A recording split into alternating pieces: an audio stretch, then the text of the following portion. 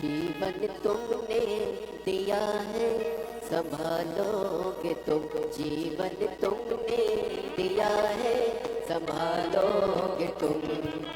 आशा हमें है, विश्वास है, हर मुश्किल से गुरुजी निकालोगे तुम। हर मुश्किल से गुरुजी निकालोगे तुम। जीवन तुमने दिया है, संभालोगे तुम। जीवन तुमने दिया है, संभालोगे तुम।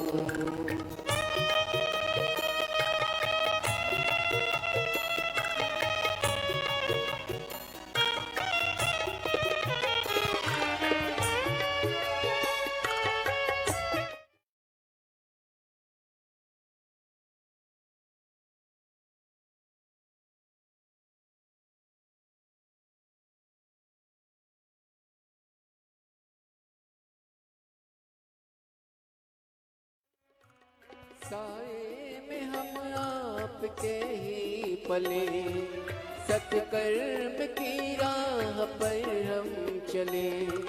सारे जहाँ की भलाई करें, हम ना किसी की बुराई करें। इस दुनिया के दुखों से बचा लोगे तुम। इस दुनिया के दुखों से बचा लोगे तुम।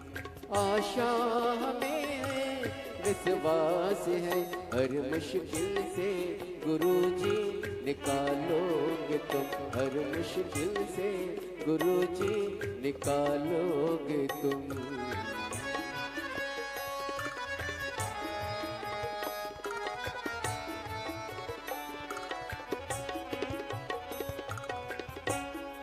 बोली परम पूज्य गुरुदेव की जय। जय जय श्री राधे। सभी भक्तों को हर हर महादेव, सदा जैसे कृष्णा, श्री शिवाय नमस्तोभ्यम। पूज्य गुरुदेव का आगमन हो चुका है। गुरुदेव व्यासपीठ पर मंचासीन हो चुके हैं। आप सबकी तरफ से व्यासपीठ को नमन करते हुए, हम सबके प्रिय, हम सबके लाडले ठाकुर कल्लू जी महाराज के चरणों में नमन करते हुए, परम सत्य परम आदरणीय विश्वविख्यात पूज्य गुरुदेव के पावन चरणों को नमन करते हुए और आप सभी शिव भक्तों के चरणों में नमन करते हुए सुंदर कथा के दूसरे दिवस में हम सभी प्रवेश करेंगे। मैं निवेदन करूंगा आदरणीय विधायक महोदय श्री गोपाल कांडा जी से, वे मंच पर पधारे और हम सभी को 2 मिनट का उद्बोधन प्रदान करें। आदरणीय विधायक महोदय श्री गोपाल कांडा जी बड़े ही आदर और सम्मान से मंच पर पधारे।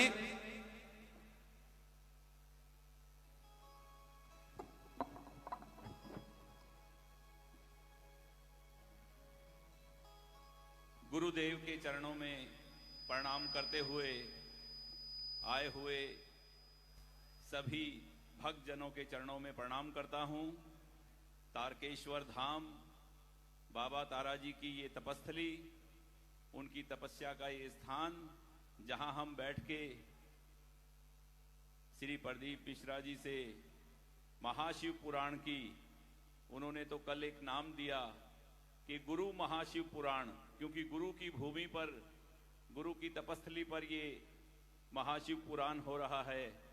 तो हम सब सिरसावासी आए हुए सभी संगत, सभी साथी, सभी माँ बहनें भाई, सभी की तरफ से आपके मुखारबिंद से ऐसी ऐसी बातें महाशिव पुराण की और भगवान शिव के बारे में जो विस्तार पूर्वक आपसे हमें सुनने को मिल रहा है, जो आप ये अमृत वर्षा सिरसा और पूरे संसार में चैनल के माध्यम से हो रही है, हम सभी आपको प्रणाम करते हैं।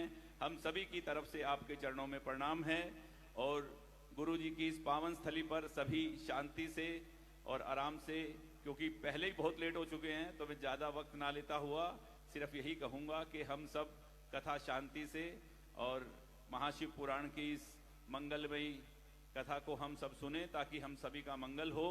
और हम एक बार पुनः गुरुदेव के, बाबा तारा जी के चरणों में प्रणाम करते हुए यही कहूंगा कि ओम नमः शिवाय, ओम नमः शिवाय, ओम नमः शिवाय, नमस्तुभ्यम नमस्तुभ्यम नमस्तुभ्यम। धन्यवाद आदरणीय विधायक जी। एक बार जोरदार ताली बजाकर स्वागत करें। बड़ा ही सुंदर उद्बोधन हम सभी ने श्रवण करा और आज कथा के दूसरे दिवस पे हम सभी प्रवेश करेंगे। आप सभी को ज्ञात है सिद्धपुर नगरी सीहोर की पावन धरा, जिसपे बाबा कुबेरेश्वर धाम की स्थापना होने जा रही है, जिसके मंदिर का निर्माण कार्य चल रहा है। गौ माता की गौशाला जो कि सुचारू रूप से चल रही है। एक भव्य गौशाला का निर्माण और बड़ी ही तेजी से चल रहा है। साथ में आप सभी को ज्ञात है एक प्राथमिक उपचार केंद्र भी इस धरा से निशुल्क रूप से वितरण, दवाई गोली भी वितरण की जाती है और निशुल्क रूप से ये प्राथमिक उपचार केंद्र चलाया जाता है। साथ में 2 एम्बुलेंस जो कि प्रतिदिन 24 घंटे भक्तों की सुविधा के लिए उपलब्ध रहती है। साथ में आप सभी को ज्ञात है भोजनशाला जो कि बाबा भोलेनाथ का भोजन भंडारा प्रतिदिन कुबेरेश्वर धाम की पावन धरा से निशुल्क रूप से चलता है। लाखों की संख्या में भक्त, हजारों की संख्या में, सैकड़ों की संख्या में भक्त वहां पहुंचते हैं और भोजन भंडारे का आनंद लेकर अपने जीवन को कृतार्थ करते हैं, आनंद में करते हैं। साथ में आप सभी को ज्ञात है 251 कमरों की एक विशालतम धर्मशाला बनने जा रही है, जिसका निर्माण कार्य तेजी से चल रहा है, प्रगति पर है जिसका निर्माण कार्य। और इस धर्मशाला के अंतर्गत लगभग 12 से 13 हॉल भी बनाए जाएंगे ताकि भक्त बड़े ही आराम से रुक सकते हैं। उस धरा पर बैठ के भी भगवान का भजन कीर्तन कर कर अपने जीवन को कृतार्थ में कर सकते हैं, आनंद में कर सकते हैं। तो ऐसे सारे सेवा के प्रकल्प भी पूज्य गुरुदेव के सानिध्य में चलते हैं। आप भी इन प्रकल्प से जुड़ सकते हैं और जो भी भक्त अपनी सहयोग राशि मंदिर, गौशाला, वृद्धाश्रम, अन्य क्षेत्र बाबा कुबेरेश्वर धाम हेतु समर्पित करना चाहते हैं, वे टीवी स्क्रीन पर श्री विठलेश्वर सेवा समिति का अकाउंट नंबर, 2 अकाउंट नंबर चल रहे हैं, एक्सिस बैंक का और सेंट्रल बैंक ऑफ इंडिया का। दोनों में से किसी में भी अपनी सहयोग राशि आप जमा कर कर अपना नाम व्हाट्सएप पर भेज सकते हैं और अपने नाम का अनाउंसमेंट यहाँ से मंच से करवा सकते हैं। साथ में तारा बाबा की कुटिया के बाहर भी, कथा स्थल के बाहर भी श्री विठलेश्वर सेवा समिति का एक दान कार्यालय लगा हुआ है।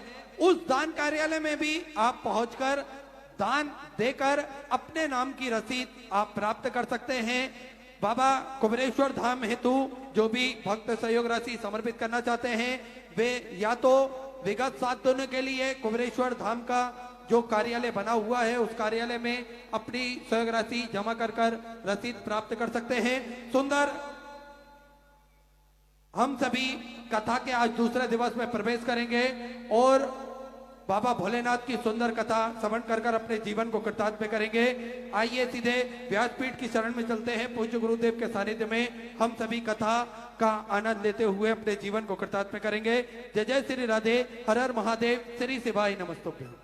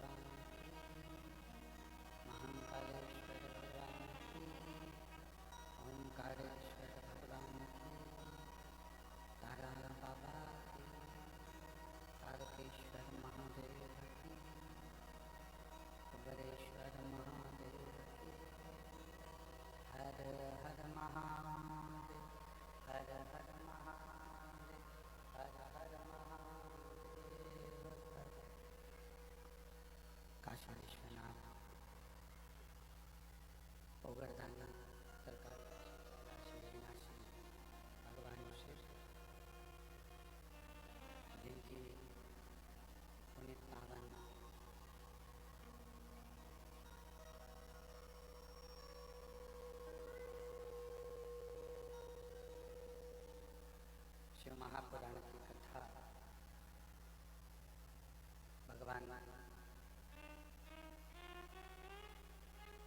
देवाधिदेव महादेव की कृपा से आप और हमको श्रवण करने का सौभाग्य प्राप्त हुआ। बाबा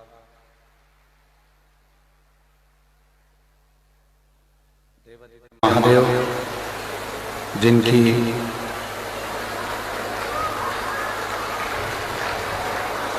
पुनित पावन शिव महापुराण की कथा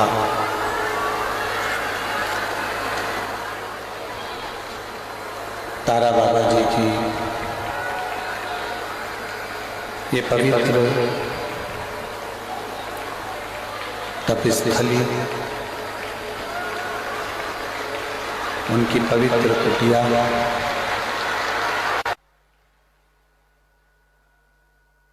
जिसमें बक्से बन गए, चोंगे चालू हैं, बक्से चालू हैं, सब देखो बाबा जी की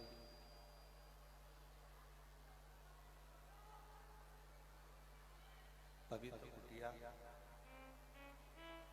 जहाँ पर बैठकर आप और हम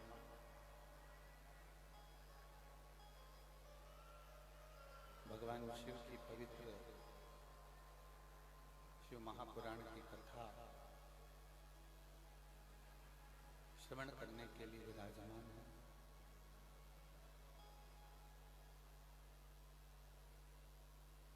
सिरसा हरियाणा की ये पवित्र भूमि,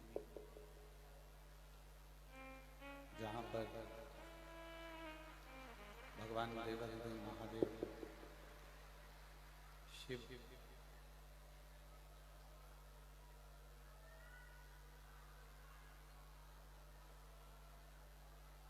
तारकेश्वर महादेव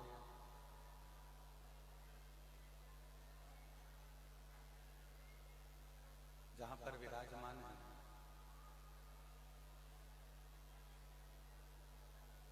बाहर की आवाज नहीं चल रही है, बाहर की आवाज चल रही है।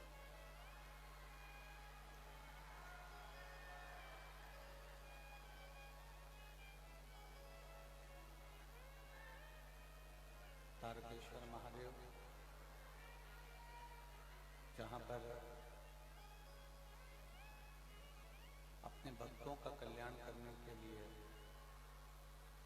विराजमान है। ऐसे पवित्र पावन, बाहर की आवाज खोलो, बाहर की आवाज नहीं है।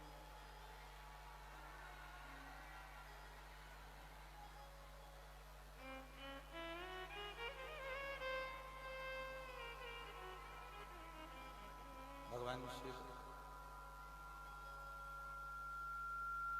जिस पवित्र भूमि पर विराजमान है, तारकेश्वर बाबा की ये पवित्र रज,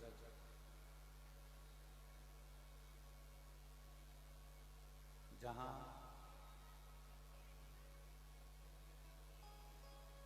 संत शिरोमणि तारा बाबा जी ने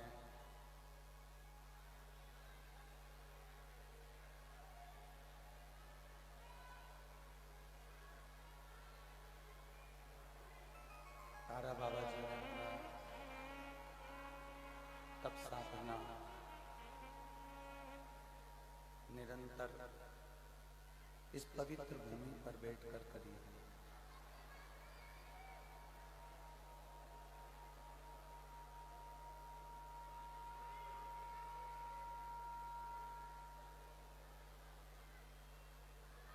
जिस पवित्र भूमि पर आप और हम बैठकर भगवान शिव की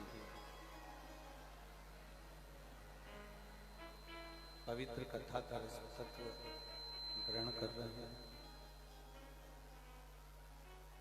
और भगवान देवाधिदेव महादेव की कथा को अपने जीवन में धारण कर रहे हैं। एक मानव का शरीर, मनुष्य की देह, और उसमें भी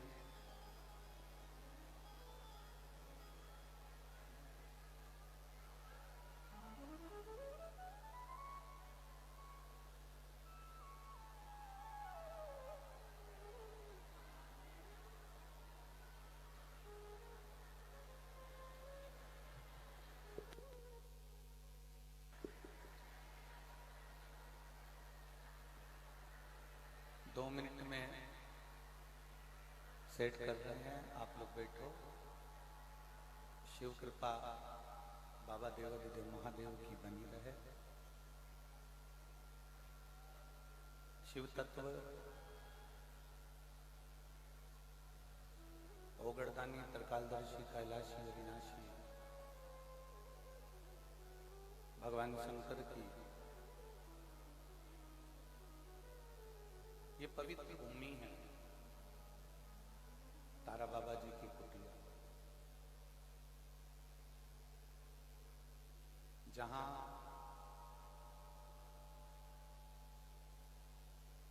कहते हैं जिस भूमि पर संत, साधु, गुरुजन, तपस्वी जन, साधक, उपासक जिस धरा पर बैठकर भगवान देवादिदेव महादेव की आराधना करें, जिस धरा पर बैठकर भगवान शिव की अखंड जाप हो रहा हो, जहां बैठकर भगवान शंकर का नित्य पूजन अभिषेक हो रहा हो, वो भूमि कोई साधारण सी नहीं होती। जिस तारा बाबा की कुटिया में बैठकर आप और हम शिव महापुराण की कथा को श्रवण कर रहे हैं, भगवान शंकर की कथा को सुन रहे हैं,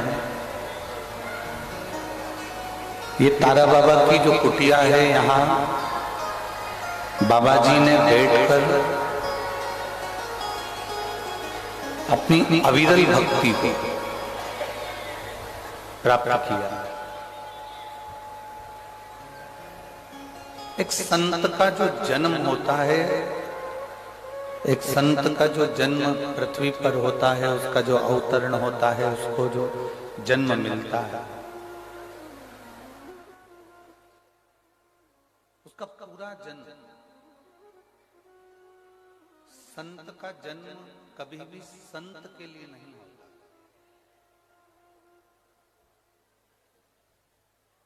संत का जो जन्म होता है वो परमार्थ के लिए होता है, दूसरे के कल्याण के लिए।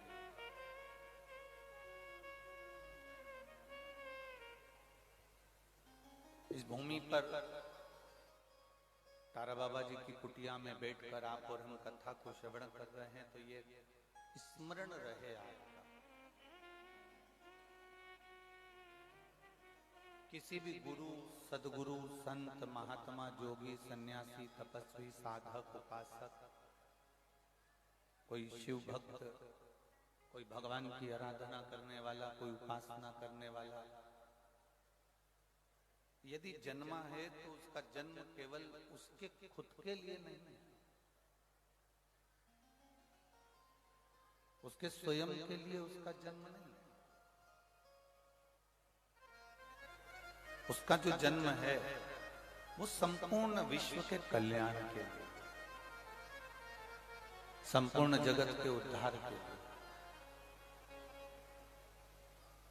तारा बाबा की जो कुटिया है, तारा बाबा की जो तपोस्थली है,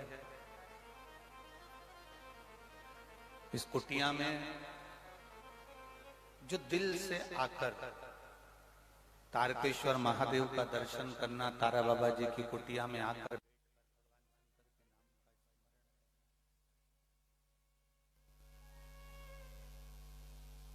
तो साधु है, सन्यासी सन्यासी है, तपस्वी तपस्वी है, साधक साधक है।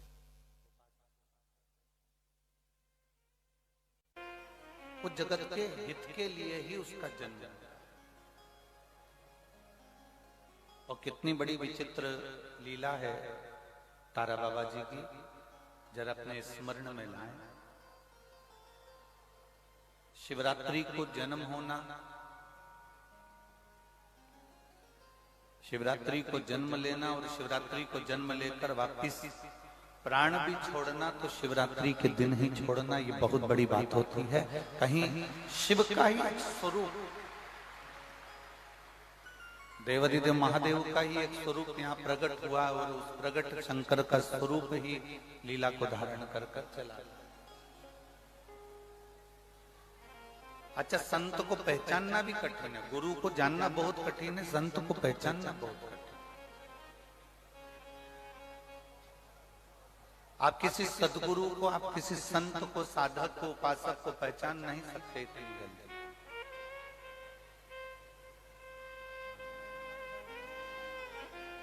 बिहारी बाबा यहाँ रहे, तारा बाबा यहाँ रहे, बिहारी बाबा रहे, तारा बाबा रहे, या जो भी संत यहाँ रहे होंगे, आप इतने सिरसा वाले यहाँ रहते होंगे। कई लोग तो बावरा कह देते हैं, कई लोग कमली कह देते हैं, कई लोग पागल कह देते हैं, कई लोग कह देते हैं कि ये तो हव पड़े रहते होंगे। उसको पहचानना कठिन है।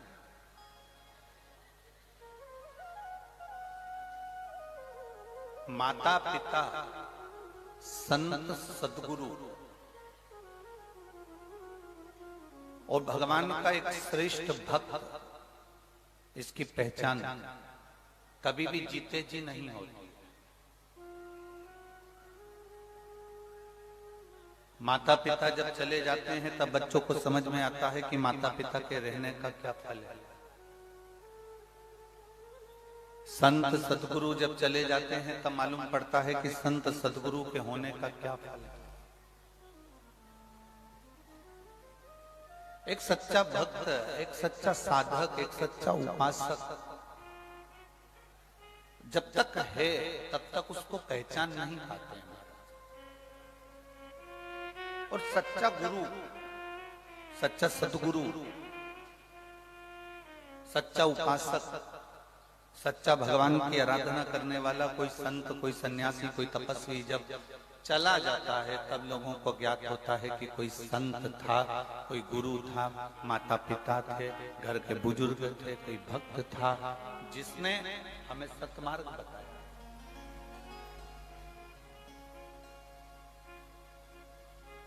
आप जो शिव महापुराण की कथा श्रवण करने के लिए बैठे हो, इसका नाम श्री गुरु शिव पुराण की कथा का स्मरण कराया। क्योंकि दुनिया में सबसे ज्यादा कठिन ही अगर कुछ है तो वो गुरु को पहचान। संत और बसंत ये दोनों एक ऐसे हैं, संत आते हैं तो भी आपकी दिनचर्या बदल जाती है, संत आते हैं तो आपका जीवन बदल जाता है। जैसे बसंत आता है, जैसे बसंत आया तो बसंत आने पर प्रकृति बदल जाती है, उसी तरह संत के आने पर आपका और हमारा जीवन बदल जाता है। आपकी और हमारी दिनचर्या बदल जाती है।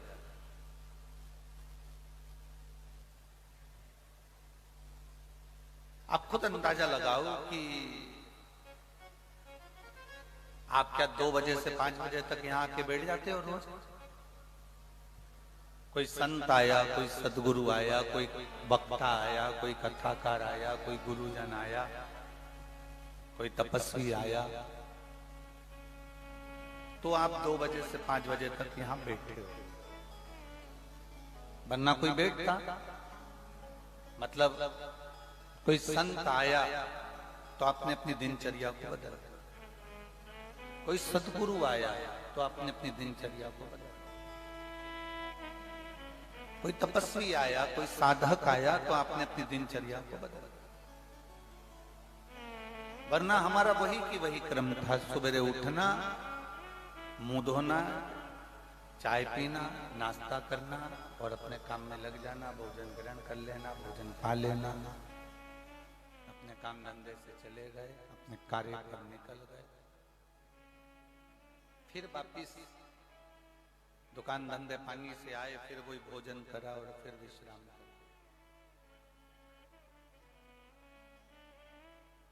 अगर हमारी दिनचर्या बदली है तो किसी संत सदगुरु की शरणागति में पहुंचने पर बदली।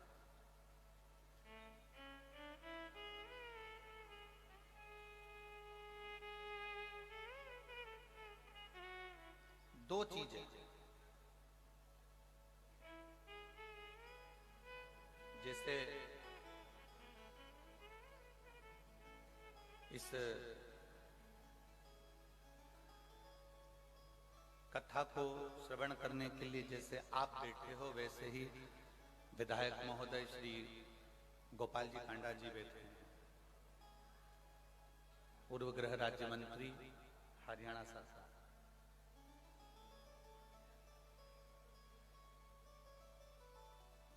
अब जरा विचार करिए, इनके पास में भी अब विधायक का पद है, पूर्व मंत्री का भी पद है, तो कितना कार्य रहता होगा। पर सारे कार्यों को छोड़कर तारा बाबा की कुटिया में बैठकर 3 घंटे भगवान शंकर को, अपने गुरु को, शिव महापुराण को, भगवान की विरल भक्ति को, जो इन्होंने 3 घंटे यहां दिया। अब लोगों को लगता है कि हमारा समय हमने दिया, हमारा समय हमने दिया, हमारा समय हमने दिया। और शिव महापुराण की कथा कहती है, तुमने जो 3 घंटे भोलेनाथ जी को दिए हैं, वो एक डायरी में लिख कर रखना, जो तुमने तारा बाबा को 3 घंटे दिए हैं, अपने गुरु को, शिव पुराण को जो 3 घंटे दिए हैं, वो 3 घंटे तुम्हारे व्यर्थ नहीं जाए।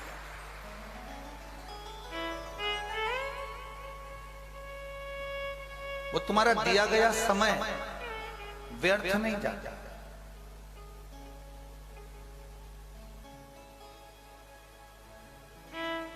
जिससे प्रेम करो ना, उससे धन की चाह नहीं होती है। जिससे प्रेम करो ना, उससे गाड़ी और बंगले की चाह नहीं होती है। जिससे प्रेम करो ना, उससे मोबाइल के बैलेंस की चाह नहीं होती है। जिससे प्रेम करो, उससे एप्पल के मोबाइल की चाह नहीं होती है। जिससे प्रेम करो, उससे चाउमीन खाने की चाह नहीं होती है। जिससे प्रेम करो, उससे पानी पूरी खाने की चाह नहीं होती है। जिससे प्रेम करो, उससे बस एक चाह रहती है कि थोड़ा तो समय दिया करो मुझको, आपके लिए हूं और मैं आपके लिए, थोड़ा तो समय। जिससे प्रेम होता है बस समय की चाह करती है। पत्नी पति से कह देती, क्या ये फालतू का लफड़ा लगा कर रखा, दिन भर दिल्ली जाना, नोएडा जाना, यहाँ जाना, वहां जाना, वहां जाना। कम से कम हम आपसे प्रेम करते हैं, थोड़ा समय तो दिया करो। बोलो जी, क्यों सही बात है कि गलत? जम के बोलो जरा, सही है ना? एक पत्नी पति से कहती है मुझे समय दो, पति पत्नी से कहता है समय दो, पति अपने धंधे से कहता है, धंधा कहता है, बिजनेस कहता है तुम मुझे समय दो। बोलो, बिजनेस कहता है कि नहीं कहता? समय दोगे तो मैं कमाई कराऊंगा, समय नहीं दोगे तो मैं कमाई। अर्थात तुम्हें बिजनेस से प्रेम करना पड़ेगा। प्रेम करोगे तो समय दोगे। सुबह 9 बजे से जाके दुकान पे बैठोगे, रात को 10 बजे तक आओगे, मतलब तुमने काम से प्रेम किया। अब तुमने काम से प्रेम किया तो काम ने तुमको धन दिया। पत्नी से तुमने प्रेम करा तो पत्नी ने भी तुमको इसमें बस प्रेम की 2 बोल दी है, नहीं तो जगदम्बा रोज धड़धड़ाती थी। प्रेम जो तुमने दिया, प्रेम तुमने अगर प्रदान किया, प्रेम में सबसे कीमती है, प्रेम की सबसे बड़ी कीमत है, प्रेम की सबसे बड़ी कीमती दौलत है उसका समय। और जिससे प्रेम होता है ना, उसके पास तुम 4 घंटे भी बैठ जाओ ना, समय कम ही पड़ जाता है। प्रेम की कीमत ही सबसे बड़ा समय।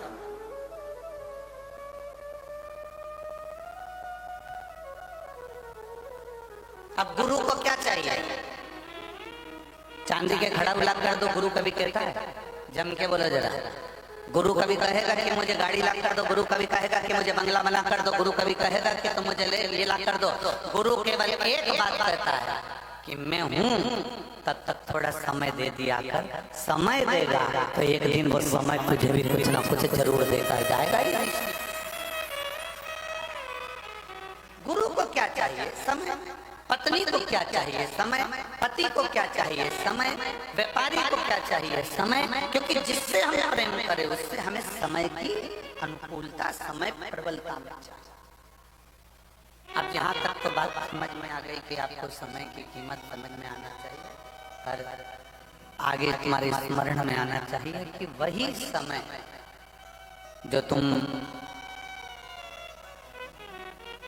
एक पत्नी पति से समय मांगती है, पति पत्नी से समय मांगता है, डॉक्टर भी मरीज के लिए, मरीज के घर वालों से समय मांगता है। थोड़ा मुझे देना पड़ेगा 4-6 दिन, तो मैं प्रयास पूरा करूंगा इसको ठीक करने। समय दोगे तो ना। अब आखिरी में डॉक्टर जब पूरा काम कर लेता है तब डॉक्टर भी कहता है अब मेरे पास की घड़ी ठीक नहीं चल रही है, अब उससे समय मांगो, अब वो समय देगा। वो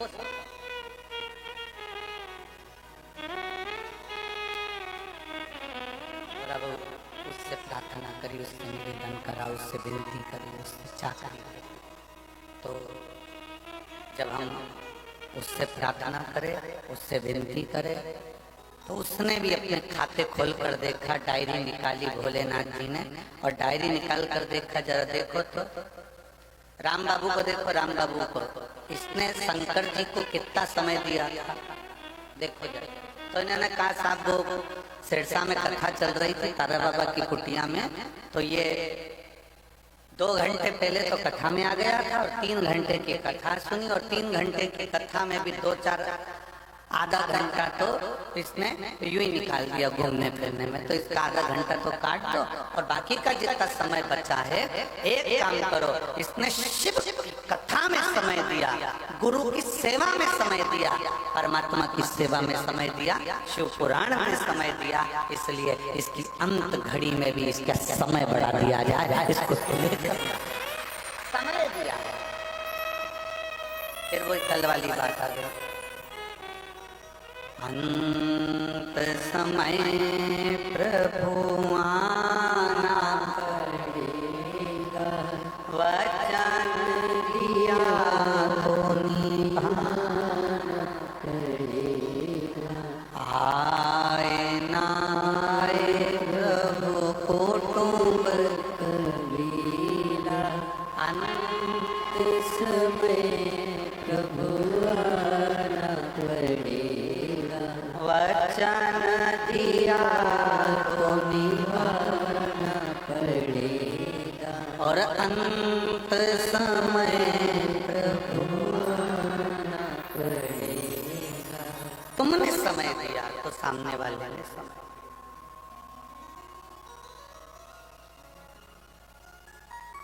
अब तुम्हारे पास समय ही नहीं है।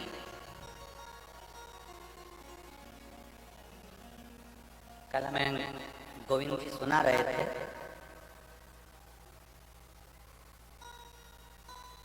गोविंद जी सुनाते बहुत अच्छा,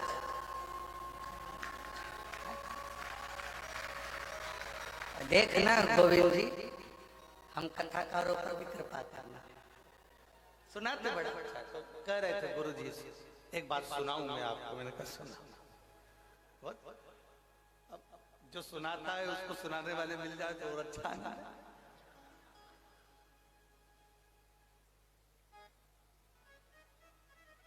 कल किसी एक भक्त का मैसेज भी आया, उसने कहा गुरुजी हरियाणा में सब दमदार लोग रहते हैं।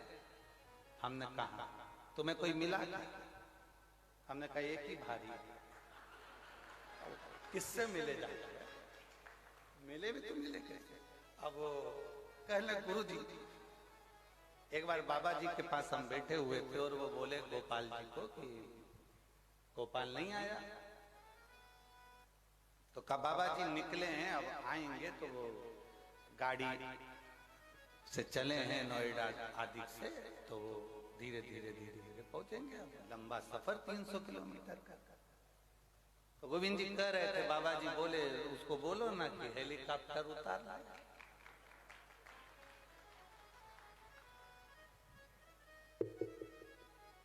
ये गुरु के शब्द नहीं है, गुरु का जो तप है, गुरु की जो साधना है, गुरु ने जिसको भजा है, वो महादेव के शब्द गुरु की वाणी से निकलता है। वो महादेव का शब्द गुरु की वाणी से निकलता है। हमने पहले भी आपको कथा में कहा, सियोर वाला महाराज कभी शिव पुराण की कथा नहीं बांट सकता और हमारी सामर्थ्यता भी नहीं। आप लाखों की संख्या में आते हो, रात भर से नींद नहीं आई, गोविंद जी से पूछो इनसे। और एक वो इनकी वो बेटी कहाँ गई, वो दिन भर सेवा में लगी रही, टेंट कहाँ कहाँ लगाना है, क्योंकि कल जितने पंडाल बनाए थे उसमें पांव रखने की जगह नहीं थी, एक भी पंडाल के।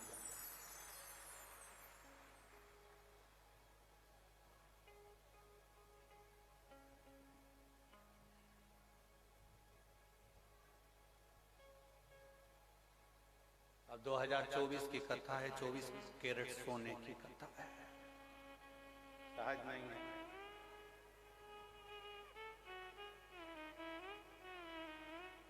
शिव तत्व शंकर को पहचानना, गुरु को पहचानना, सतगुरु को पहचानना, संत को पहचानना, भगवंत को पहचानना, माता पिता को पहचानना। गुरु के कभी शब्द नहीं है, शब्द उस परमात्मा के जो उसने जपा है, जो उसने साधना करी है, जो उसने भजा है, जिसकी वो आराधना करता है, शब्द उसके हो, गुरु के शब्द नहीं।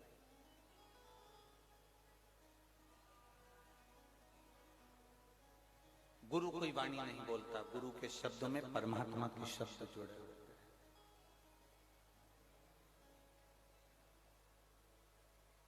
सहजता नहीं है गुरु की वाणी।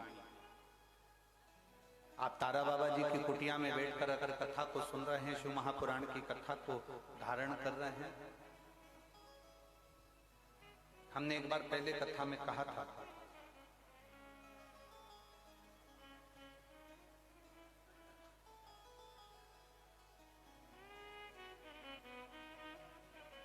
गाय जंगल में चरती है, परंतु कभी गाय कहीं फंसती नहीं। बकरी जंगल में चरती है, बकरी कहीं पर फंसती नहीं।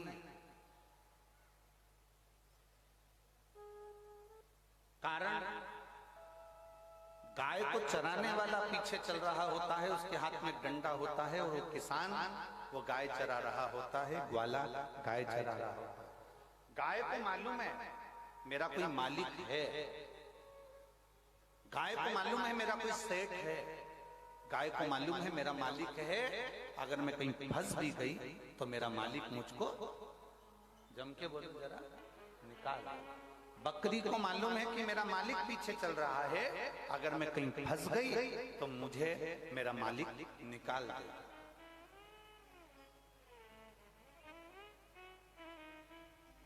बकरी को मालूम है कि मेरा मालिक मुझे निकाल देगा, भेड़ को मालूम है कि मेरा मालिक मुझे निकाल देगा, ऊंट को मालूम है कि मेरा मालिक मुझे निकाल देगा, घोड़े को मालूम है कि मेरा मालिक मुझे निकाल देगा।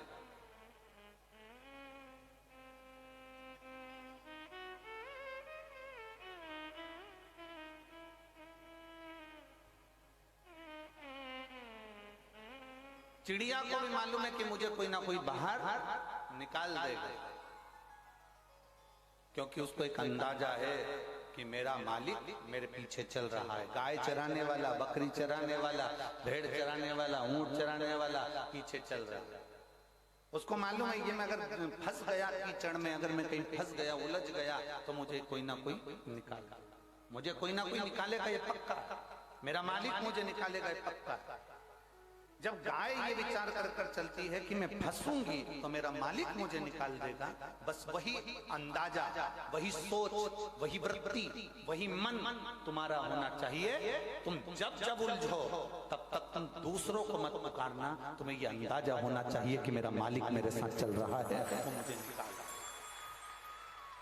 मेरा गुरु मेरे साथ है, मेरा शिव मेरे साथ है, मेरा शंकर मेरे साथ है, मेरा ओघड़ी मेरे साथ है, मेरा शंभू मेरे साथ। और जब शिव हमारे साथ में है, हमारा शंभू जब हमारे साथ में है, तो फिर क्या सोचो, क्या विचार।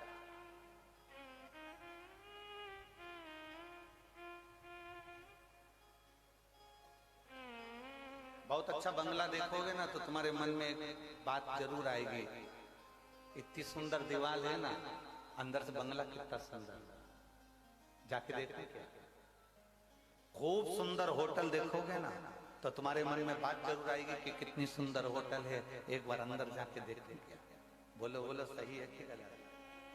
तुम्हारे मार्केट में कोई चाउमीन की दुकान खोल गई, पानी पतासे की दुकान खोल गई, मिठाई की दुकान खोल गई, मोबाइल की दुकान खोल गई, कोई कपड़े की दुकान खोल गई, बहुत सुंदर दुकान खोल ली, खूब अच्छा मॉल खुला, तुम्हारे मन में जरूर आएगा कि जरा एक बार मैं भी जाकर तो देखो। बोलो बोलो, जम के बोलो, सही है, जाकर तो देखो, देखो तो सही।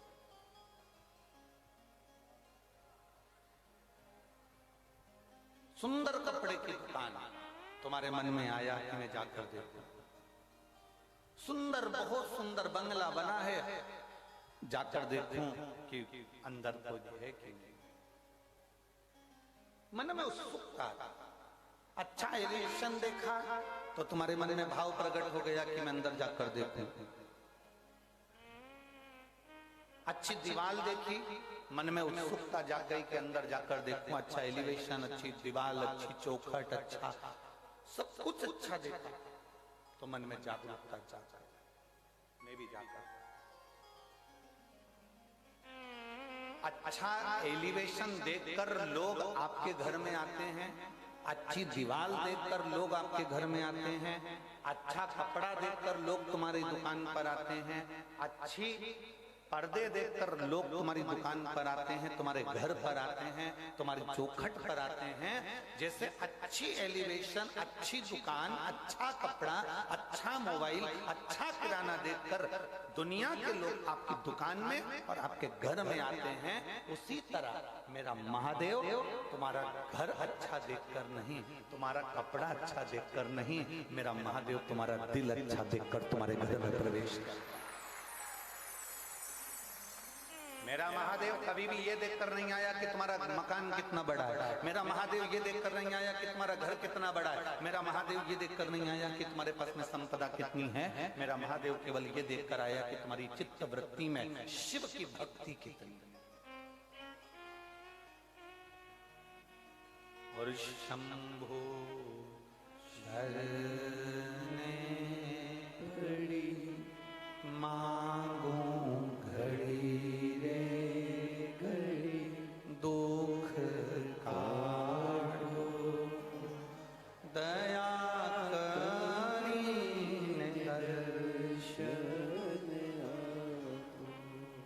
शंभो शरणे घड़ी मांगू घड़ी रे घड़ी, दुख काटो दया करीन दर्शन।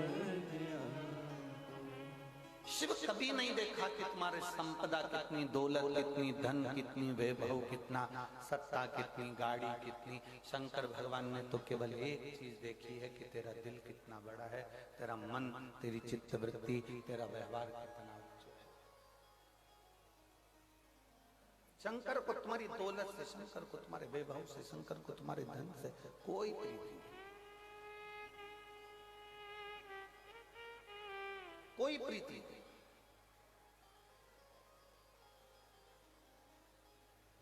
कल गोविंद जी बता रहे थे कि गुरुजी हम तारा बाबा जी से कहते थे कि आपकी झोपड़ी छोटी सी है, इसको बड़ा कर दें। तो बाबा जी कहते थे मुझे क्या करना बड़े महल में रहकर, मेरी झोपड़ी ही अच्छी है।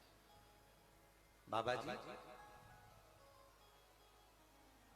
हम कुछ अच्छा बना दें यहाँ पर, मुझे क्या करना, मुझे तुझसे कुछ नहीं बनवाना, मेरा जैसा है वैसा।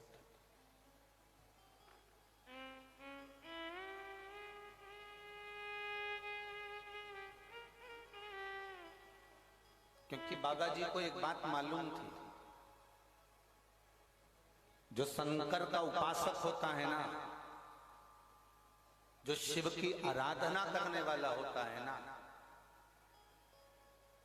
जो शंकर की भक्ति में डूबने वाला होता है, मेरी जीजियों, मेरे जीजाओं, मेरी बेटियों, मेरे बेटाओं, मेरी बहनों, मेरे भाई, शंकर की भक्ति में डूबने वाला, शंकर को मानने वाला, शिव की आराधना में डूबने वाला, शिव तत्व को जानने वाला एक बात हमेशा जानता है कि मुझे किसी से कुछ नहीं चाहिए। जो शिव की आराधना करने वाला होता है वो शंकर से ही मांगकर बहुत कुछ प्राप्त कर लेता है। शिव जी के 21 अवतार हुए हैं, शंकर भगवान के 21 अवतार एक हुए हैं, फिर 11 रुद्र अवतार अलग हुए हैं। उन 21 रुद्र अवतार में भगवान शंकर के 21 अवतार में एक अवतार है भगवान का गृहपति अवतार। शंकर भगवान के 21 अवतार में से एक अवतार है गृहपति अवतार। महाराज मां नर्मदा जी के तट पर नर्मदापुरम में एक विश्वानर मुनि रहते थे। शिव महापुराण की कथा कहती है शंकर जी के 21 अवतार में से एक अवतार गृहपति अवतार। मां नर्मदा जी के तट पर, मां नर्मदा जी के तट के ऊपर नर्मदापुरम में एक सुंदर विश्वानर मुनि रहते थे, ग्रस्त थे। अपनी धर्म पत्नी के साथ में उनका निवास। जैसे विश्वानर मुनि थे वैसे ही उनकी धर्म पत्नी।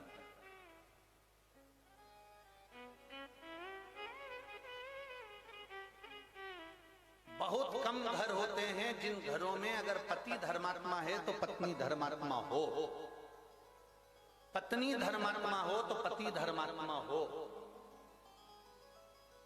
बहुत कम। सोचे जाओ तो नहीं। हमने अभी यहाँ भटिंडा की कथा में एक बात कही थी, पंजाब में भटिंडा में कथा में करने आए थे, तब हमने बोला था अमिताभ का बेटा अमिताभ जैसा नहीं होता। हुआ क्या? जम के बोलो, सचिन तेंदुलकर का बेटा सचिन तेंदुलकर जैसा नहीं हो सकता। हुआ क्या? जम के बोलो जरा। नहीं।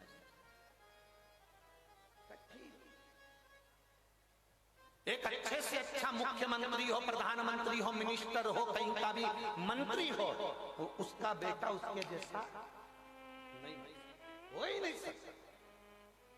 क्योंकि मेरे भोले बाबा एक बार जिसको जन्म दे देते हैं, एक बार जिसको जन्म दे देते हैं और उसमें इतना टैलेंट देकर पैदा करते हैं, उसमें ऐसा ज्ञान देकर पैदा करते हैं, उसके जैसा भगवान दूसरा नहीं बनाता। उससे कम बनाएगा पर उसके जैसा नहीं बना पाएगा।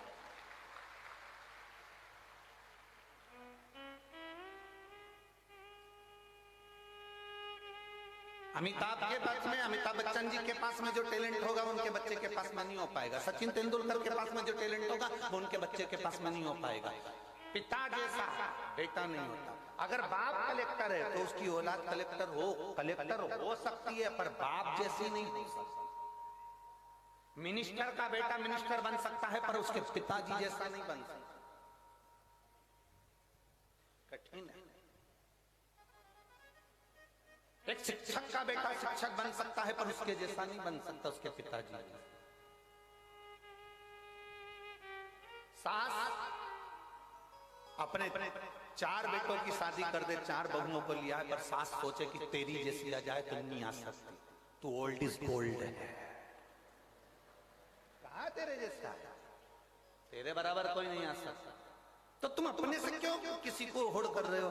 मेरी बहू मेरे जैसी आना चाहिए, मेरी बहू जितना मैं काम करूं वैसी आना चाहिए, मैं जितनी सुबह से उठती हूँ मेरी बहू उतनी उठने वाली आना चाहिए। अरे माँ, अमिताभ का छोरा अमिताभ जैसा नहीं बना, सचिन का छोरा सचिन जैसा नहीं बना, तो तेरी बहू तेरे जैसी कैसे बन सकती है? तुझे तो भगवान ने खुद आनंद में बनाया है, कहाँ सोच कर बैठे, क्या विचार लेकर बैठे? मेरी बहू मेरे जैसी होना चाहिए, मैं 4 घंटे काम करूं तो मेरी बहू भी 4 घंटे काम करे, मैं 10 घंटे काम करूं तो मेरी बहू भी 10 घंटे काम करे। नहीं हो सकता, कभी नहीं हो सकता। इसलिए जो नहीं हो सकता उसको छोड़ो और लड़ना बंद करो, भगवान से प्रार्थना करो, जैसी भेजी चंद्र घंटा बहुत अच्छी,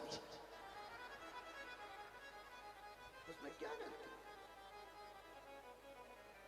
तुम ज्यादा सुधारने का प्रयास करोगे वो नवरात्रि में काल रात्रि बन जाएगी, क्या मतलब?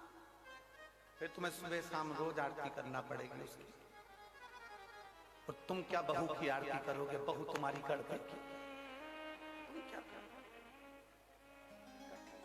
बहुत, इसलिए हमें किसी के जैसा नहीं बनना। शिव महापुराण की कथा कहती है, देवादिदेव महादेव का चरित्र कहता है, तुम्हें किसी के जैसे नहीं बनना। अपने अंदर भगवान ने जिस जिसको जन्म दिया पृथ्वी पर, भगवान शंकर जिसको पैदा करते हैं उसको कुछ ना कुछ हुनर देकर पैदा करते हैं। आपके अंदर कोई ना कोई हुनर जरूर है, आप किसी के जैसे मत बनो, अपने हुनर को अपनी मेहनत से प्रकट करो, दुनिया तुम्हारे जैसा बनना चाहेगी, ये पक्का। पर माताएं पीछे पकड़ के बैठती है, उनको देख ले उनके जैसे बन जा, उनको देख ले उनके जैसे बन जा, तेरी मौसी के छोरे को देख ले मौसी के छोरे जैसा बन जा, बुआ के छोरे को देख ले बुआ के छोरे जैसा बन जा। अब तुम बुआ के छोरे जैसे बनाने में लगे हो और महादेव को रोज 1 लोटा वो जल चढ़ा रहा है, और महादेव सोच कर बैठे हैं कि बुआ के छोरे जैसा मत बनना, बुआ के छोरे से भी उज्जवल बनाकर बताऊंगा तेरे को, बस तेरी मेहनत करना, तेरा कर्म करना, तेरी लगन लगा कर बैठना, तेरी मेहनत करते रहना, तुझे उससे भी उज्जवल बनाकर छोड़ूंगा मैं, तो चिंता मत कर। और तुम लगी हो उसके जैसा बन जा, उसके जैसा बन जा। रोज सास अपनी बहू को ज्ञान देती रहती है, उनकी बहू कितनी अच्छी, उनकी बहू कितनी अच्छी। सास को एक बात समझ लेना चाहिए, दूर के ढोल सुहाव। एक बार उस बहू के पाले तो पड़, उसको लेके एक बार बद्रीनाथ घूमने चले जा, मालूम पड़ जाएगा पेंटिंग पेंटिंग की दुकान 4 दिन तक निकले ना बाबा। हमें लग रहा है अच्छी है,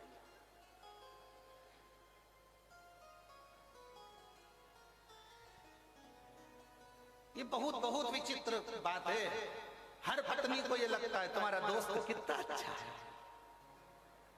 उस दोस्त की पत्नी भी कहती है तुम्हारा दोस्त कितना अच्छा है। बस ये दोनों की भ्रम रहा है, उसको लग रहा है कि भैया जी अच्छे हैं, उनकी पत्नी को लग रहा है भैया जी अच्छे हैं। अब उनको क्या मालूम कि दोनों ही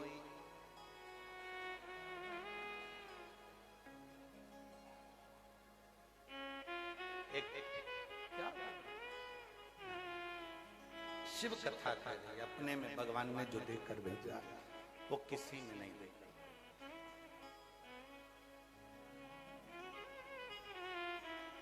और दया की ना हो जो आदर तुम्हारी,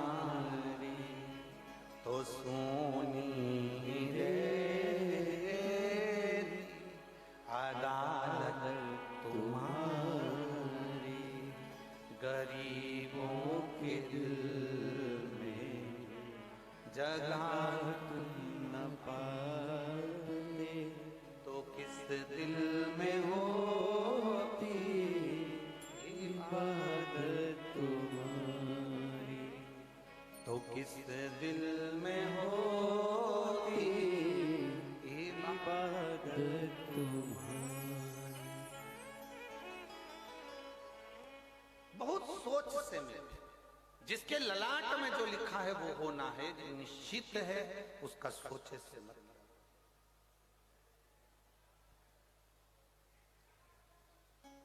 यहाँ जितनी माताएं बैठी हैं ना, अपने बेटे के लिए अच्छे से अच्छी बहू ढूंढने का प्रयास करती हैं, बेटे के लिए अच्छे से अच्छा दामाद ढूंढने का प्रयास करती हैं, जितनी बेटे।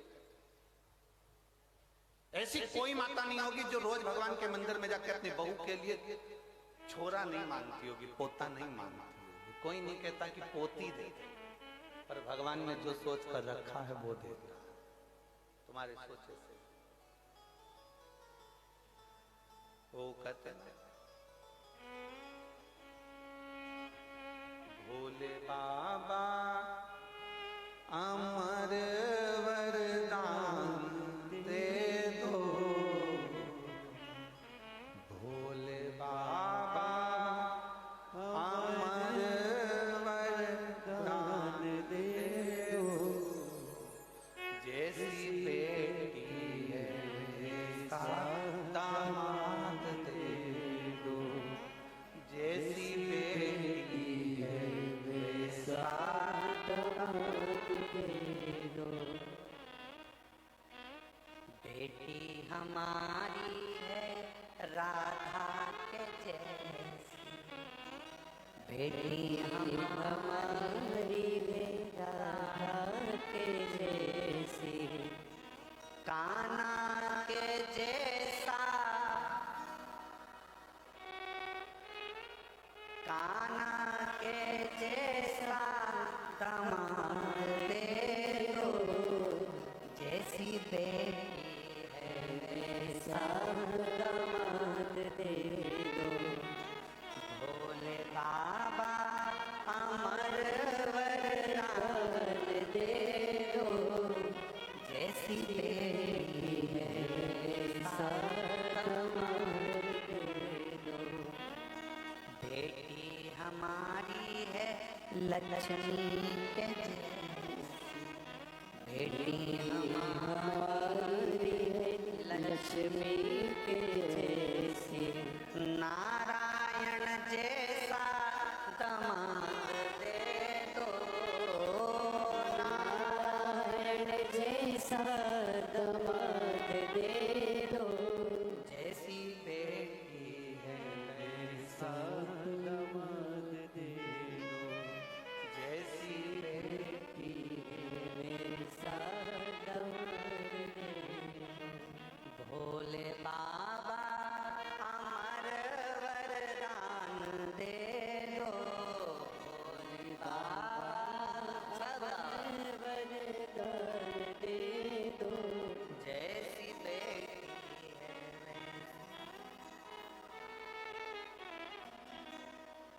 बेटी हमारी है गोरा के जैसी, बेटी हमारी है गोरा के जैसी, आप जैसा ही हमको दामाद दे दो, आप जैसा ही हमको दामाद दे दो, जैसी बेटी है वैसा दामाद दे दो, जैसी बेटी है वैसा दामाद दे दो।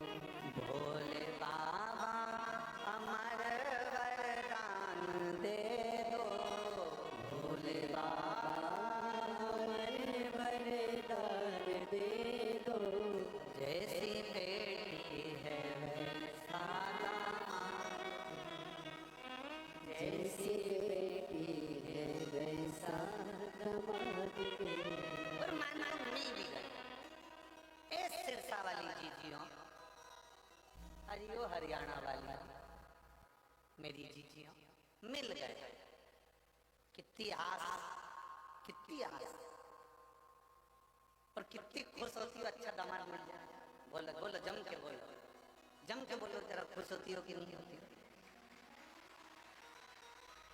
ऐसा दामाद मिला, भगवान की कृपा है। पड़ोसन से जाके के ये सब दामाद मिला, मेरी बेटी को रोज घुमाने ले जाता है। इतना बढ़िया दामाद मिला, मेरी बेटी के मुंह से निकला और उसने सामान मान के दिया। ऐसा दामाद मिला है, मेरी बेटी कुछ कहती हो तुरंत मान लेता है। ऐसा दामाद मिला है, मेरी बेटी को हर 2-4 महीने में मायके लेकर आता है। ऐसा दामाद मिला। अब जैसा तुमने मांगा था ऐसा दामाद दे दो, तुम्हारी बेटी को वैसा पति मिल गया। जैसा तुमने मांगा था उसी तरह तुम्हारी बहू की माँ ने भी ऐसा ही मांगा था।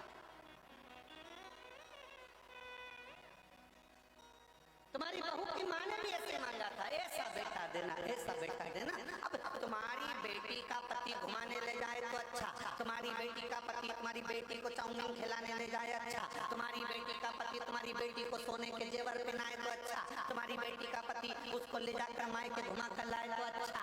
और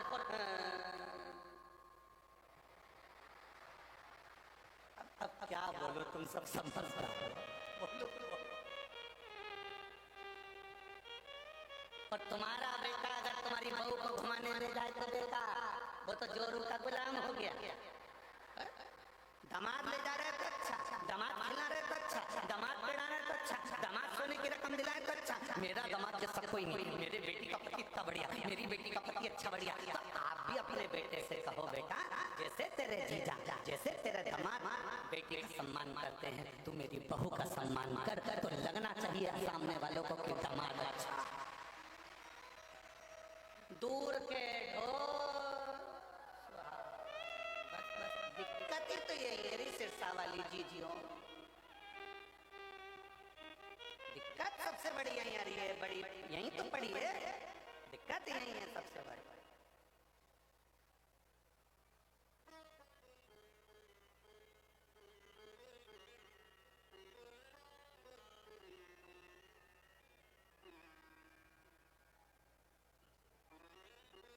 हमें दिक्कत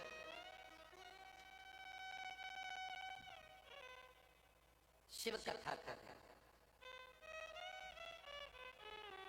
विश्वानर मुनि की धर्म पत्नी भगवान की भक्त थी। शिव जी की आराधना करना, भगवान शंकर की भक्ति करना। विश्वानर मुनि स्वयं शिव की आराधना में डूबने वाले। इनका एक नियम बड़ा था, प्रतिदिन शिवलिंग का निर्माण करना, पूजन करना, विसर्जन करना। और जिस दिन शिवलिंग का निर्माण नहीं कर पाते थे, जिस दिन शंकर भगवान के शिवलिंग की आराधना नहीं कर पाते थे, जिस दिन भगवान शंकर के शिवलिंग का पूजन नहीं कर पाते थे, उस दिन एक बेलपत्री का दान देते थे। कितनी बेलपत्री? शिव पुराण पढ़ी है आप लोगों ने? हमारी बारी पे भरोसा मत करना बिल्कुल भी, सीवर वाले महाराज पे बिल्कुल भरोसा मत करो रत्ती भर भी। गीता प्रेस गोरखपुर की शिव पुराण खरीद के लाओ, उसको पढ़ो। सीवर वाला महाराज झूठ तो नहीं बोल रहा, पढ़ो। कुमार खंड निकालो, उमा खंड निकालो, शिव महापुराण का कुमार खंड उमा खंड निकाल कर पढ़ो, जिसके अंतर्गत लिखा हुआ है एक बेलपत्री का दान किसके बराबर होता है? तो कहा 1.25 मन सोने के सिंहासन पर शालिग्राम जी की मूर्ति को बिठाकर सोने का श्रृंगार कर कर किसी ब्राह्मण को दान दिया जाता है, उससे 1000 गुना दान बड़ा एक बेलपत्री का दान के बराबर। हम पर भरोसा मत करना, कई सीवर वाला महाराज झूठ तो नहीं बोल दिया, इसलिए शिव पुराण उठाकर पढ़ो। गीता प्रेस गोरखपुर की शिव पुराण को लाओ, पढ़ो और अध्ययन करो। अध्ययन करने पर तुम्हें मिलेगा कि शालिग्राम भगवान की शिला को सोने के सिंहासन पर बिठाकर सोने और हीरे से सजाकर जो दान करने का पुण्य मिलता है, वो पुण्य केवल एक बेलपत्री के दान से मिल जाता है। केवल एक बेलपत्री में वो फल होता है। और अच्छे से समझ लें, शंकर जी पे चढ़ी हुई बेलपत्र, मान लो तुम्हारे पास में बेलपत्र नहीं, मान लो तुम्हारे पास में बेलपत्र नहीं, अब तुम्हारे पास बेलपत्र नहीं है, शिव जी के मंदिर में गई हो, शंकर के शिवालय में गई हो, देवाधिदेव महादेव के शिवालय में पहुंची हो, शिवालय में शंकर के शिवलिंग पर जो बेलपत्र चढ़ी होती है, उस बेलपत्र को उठाकर पानी से धोकर वापिस चढ़ा देने का फल क्या होता है, वो भी शिव महापुराण में जरूर पढ़िए। तारा बाबा की कुटिया में कथा चल रही है और श्री गुरु शिव पुराण चल रही है, जरा ध्यान से सुनना इसको, बहुत सावधानी से। जितने बाहर के पंडालों में भक्त बैठे और जितने आस्था चैनल पर सुन रहे हैं, जितने फेसबुक यूट्यूब पर सुन रहे हैं, जितने रोड पर बैठकर कथा सुन रहे हैं, जहां जहां आवाज जा रही है, जहां बैठकर कथा सुन रहे हैं, बहुत सावधानी से कथा का स्मरण करिएगा। एक बेलपत्री का दान शालिग्राम भगवान के सोने के सिंहासन पर बैठकर दान करने के बराबर है। शंकर भगवान के शिवलिंग पर चढ़ी हुई बेलपत्र को धोकर वापिस शंकर भगवान के शिवलिंग पर चढ़ाने का जो पुण्य है, कहा भारत की भूमि पर 26,000 जो पवित्र नदियां बनी हैं, उन नदियों में आप स्नान कर कर आएंगे और चारों धामों का दर्शन, 12 ज्योतिर्लिंग का दर्शन, आप सारी सप्तपुरियों का दर्शन कर कर आएंगे। उसका जो पुण्य फल होगा, एक बेलपत्री को शंकर पे से उठाकर मिलाकर वापिस शंकर को चढ़ाने का ये फल हमें तुरंत प्राप्त हो जाता है। केवल एक बेलपत्री को उठाकर धोकर चढ़ा देंगे, ये फल प्राप्त होगा।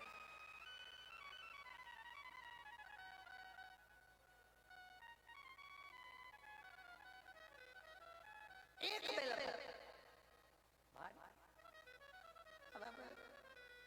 ना जाने कौन कौन ने ऐसा नियम बना दिया, हमें तो समझ में नहीं आता। थोड़ा सा दुनिया के लोग लोभ लालच में नियम बनाए हो तो बात दूसरी।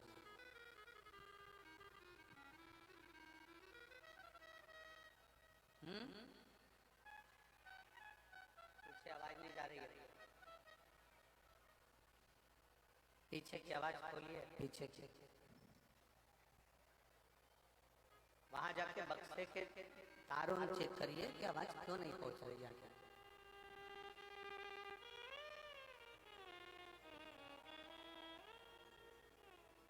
न जाने कौन कौन ऐसा नियम बना दिया, हमारे पुराण में नहीं है। फिर निवेदन करेंगे, बहुत सावधानी से सुनिएगा कथा। लोगों को थोड़ा बुरा लग सकता है हमारी कथा, तो वो तो लगता रहता है, उसमें स्मरण न। किसी पुराण के अंदर ये नहीं लिखा कि चांदी की बेलपत्र बनाकर भगवान शंकर को समर्पित करते। ठीक है, समझ में आ रही है ना बात?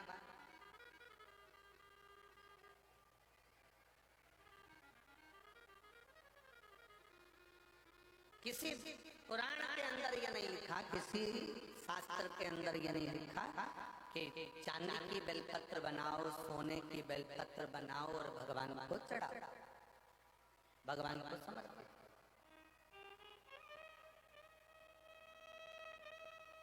ये हमारे यहाँ कहीं नहीं, कहीं कहीं हमारी पुराणों में नहीं लिखा गया, कहीं पर।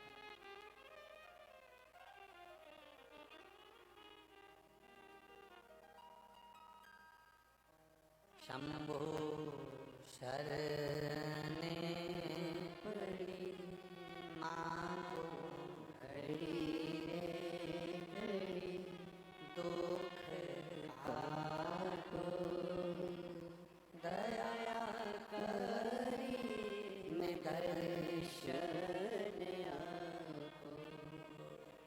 शंभो शरणे पड़ी मांगो घड़ी रे घड़ी, दुख काटो दया करी मैं दर्शन आपको। शंभो शरण पड़ी मांगो घड़ी रे घड़ी, दुख काटो दया करी। अब किसी ने एक नया नियम बनाया, चांदी की बेलपत्र शंकर जी को चढ़ाना, सोने की बेलपत्र शिव जी को चढ़ाना। ये हमारे शिव महापुराण के एक भी 24,000 श्लोक में से एक भी श्लोक में कहीं चांदी और सोने की बेलपत्र का प्रसंग नहीं। किसी को जरूरत पड़ने लगी होगी चांदी की बेलपत्र की तो उसने चढ़वा दी होगी, किसी को सोने की बेलपत्र की जरूरत पड़ी होगी तो उसने चढ़ा दी। वो अपना प्रसंग अपनी जगह। सोने की बेलपत्र क्या कोई साधारण सा शिव भक्त चढ़ा सकता है? जम के बोलो जरा। चांदी की बेलपत्र कोई साधारण सा शिव भक्त चढ़ा सकता है क्या? अगर चांदी और सोने के बेलपत्र का नियम आया है तो फिर तांबे पीतल की क्यों नहीं आया, एल्युमिनियम की क्यों नहीं आया, कपड़े के बेलपत्र का क्यों नहीं आया, कागज के बेलपत्र का नियम क्यों नहीं आया? आया तो सोने और चांदी के बेलपत्र का नियम आया। ये हमारे शास्त्र के हिसाब से, ये हमारे शिव पुराण के हिसाब से बिल्कुल नहीं। दूसरे को देखकर कभी मत विचार करना।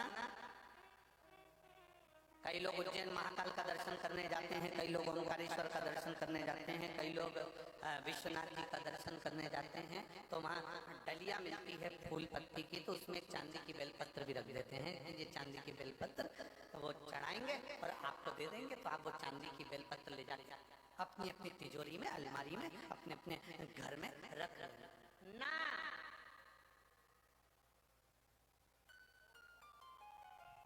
शिव जी पे चढ़ी हुई बेलपत्र को कॉपी में रख लो, किताब में रख लो, और याद रखना बेलपत्री का 1000 टुकड़ा भी हो जाए, 1000 पत्ती के बारीक बारीक टुकड़े भी हो जाए, और वहां से लाने में तुम्हारे हाथ में केवल एक जरा सी तिन का मात्र पत्ती भी तुम्हारे हाथ में अगर बची है घर लाते हुए, तो समझ लेना वो सोने की बेलपत्र से भी बढ़कर है। उसकी कीमत कठिन,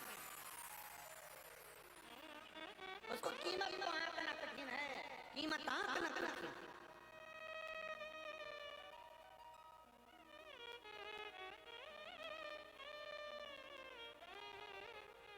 एक बेलपत्री की कीमत को कौन आंक सकता है बाबा, समझे? ये किसी ने एक फाइल भेजी है जिसमें व्यक्ति को जो बीमारी हुई है वो लाखों में किसी एक को होती है, जिसके अंदर उसके शरीर की नसें चौक होती चली जाती है, शरीर काम करना बंद कर देता है, आखिरी में वो व्यक्ति का पूरा शरीर, जिभ्या, कान, गला लुप्त होकर पड़ जाता है, हाथ पैर सब ढीले पड़ जाते हैं, शरीर पूरा काम करना बंद कर देता है।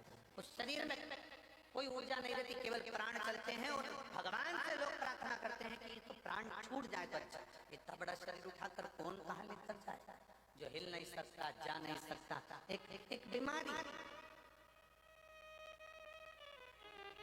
जिसको डिस्टेमिया कहते हैं, ऐसी बीमारी इस व्यक्ति को हो गई थी, जिसने पूरी डॉक्टर की रिपोर्टें और पूरे चीजें लगाई है उस व्यक्ति ने, और अपनी पूरी, पहले आप फोटो देखिए उस व्यक्ति का जो पड़ा हुआ है, जो एलईडी वाले हैं वो एलईडी पर दिखाएंगे, आस्था चैनल वाले आस्था चैनल पर दिखाएंगे।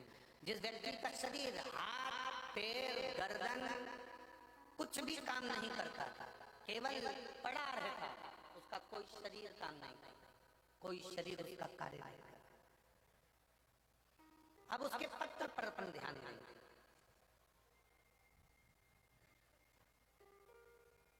मेरा नाम अजय कुमार मेहता है, मैं फतेहाबाद हरियाणा का निवासी हूँ। कहीं बैठे हो तो हाथ हिला सकते हैं। आप ही हैं? श्री शिवाय नमस्ते। आ जाओ, या बेलपत्र ले जाना चाहिए। मैं फतेहाबाद हरियाणा का निवासी हूँ। मेरा मोबाइल नंबर ये है। मैंने कोरोना काल में 2021 में पहली वैक्सीन के डोज लगाने के बाद मुझे मालूम नहीं पड़ा कि मेरे शरीर को क्या हो। समय आया, मेरे शरीर ने काम करना बंद कर दिया और मेरा शरीर पूरी तरह से शिथिल हो गया। गर्दन ठहर नहीं पाती थी, हाथ गिर जाता था, पाँव उठ नहीं पाता था, शरीर पूरा ऐसा ही पलंग पर पड़ा रहता था। हमने गुड़गांव मैदानता में दिखाया। वहां दिखाने के बाद मालूम पड़ा कि मुझे बीमारी हो गई है। ये बीमारी लाखों लोगों में एक को होती है, जिसका इलाज पूरे विदेश में भी नहीं है। किसी पेशेंट को कभी अच्छा होता हुआ इस बीमारी के अंतर्गत नहीं देखा गया। लगभग इस बीमारी में एक इंजेक्शन लगता है, पर वो भी मुझे लॉक नहीं कर रहा था। बार बार हम डॉक्टर को दिखाने गए, हमने विदेश तक में जाकर इसकी जांच कराई, पर इसका कोई हल नहीं निकला। ये बीमारी जैसी की जैसे थी, एक इंजेक्शन लगवाते थोड़ा सा आराम मिलता, फिर वैसे ही हो जाते। गर्दन ठहरती नहीं, हाथ ठहरता नहीं, पाँव ठहरता नहीं। इलाज करते करते थक गए। तब मेरी धर्मपत्नी और उसकी मित्र निधि खन्ना ने उसको आपके बारे में कथा का वर्णन किया। तब मेरी पत्नी ने कथा को सुनना प्रारंभ करा और शिव महापुराण की कथा आस्था चैनल पर सुनी। आप कहते हो आसन लगाकर कथा सुनने का फल क्या होता है, मैं बताता हूँ।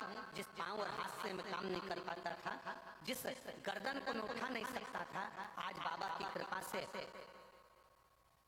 मुझे ठीक होने में केवल शिव की कृपा थी। डॉक्टरों ने कह दिया था इस बीमारी का कोई हल नहीं है, कोई इलाज नहीं है।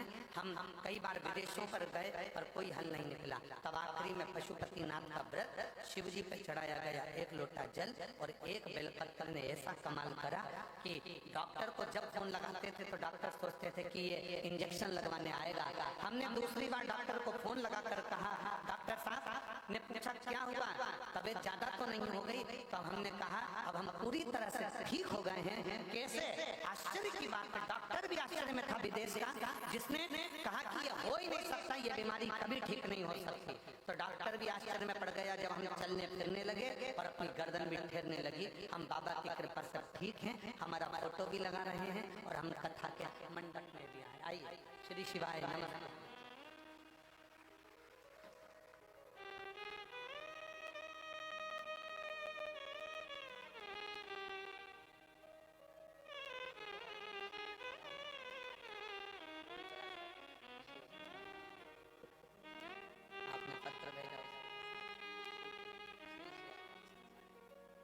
ये शिव तत्व है। जो व्यक्ति पलंग से नहीं उठता था, जिसका शरीर काम नहीं करता, लाखों में किसी एक को वो बीमारी हो जाती है जिसमें शरीर पूरा तरह से चोक हो जाता है। कई बच्चे ऐसे पड़े हुए हैं, हम उनकी माताओं से निवेदन करेंगे, आपको किसी के पास कहाँ तक लेकर जाओगे? डॉक्टर को दिखाओ, जांचें कराओ, डॉक्टर बोले वो दवाई खिलाओ, एक्सरसाइज कराओ, सब कुछ डॉक्टर के हिसाब से करो, पर एक बेलपत्र और एक शिव जी पर चढ़ा हुआ जल कुंदकेश्वर महादेव के नाम से जरूर खाना प्रारंभ करो। मेरा देव महादेव से निश्चित।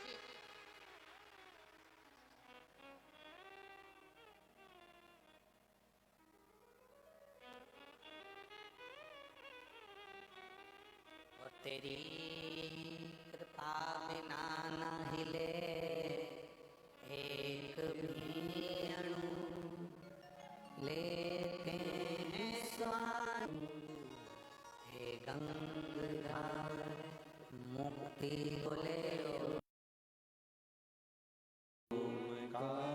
तू आयो शरण दिया।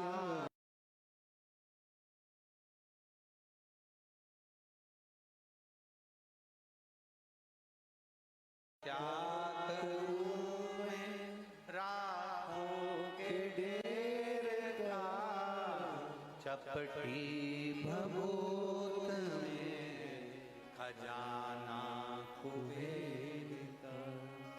हे गंगाधर मुक्ति ओंकार तू भोले ओंकार आयो शरण तेरा शंभो तारका।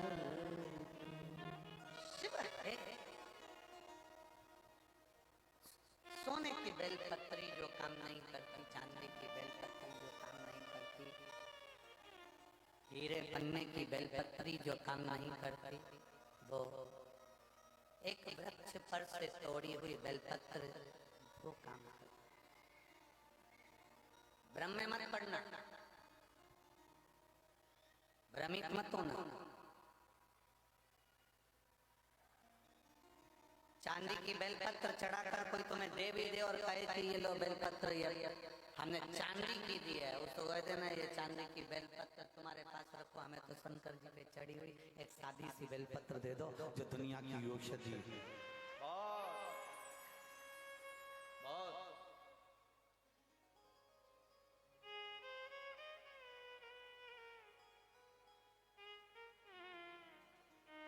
बहुत समझना कठिन है।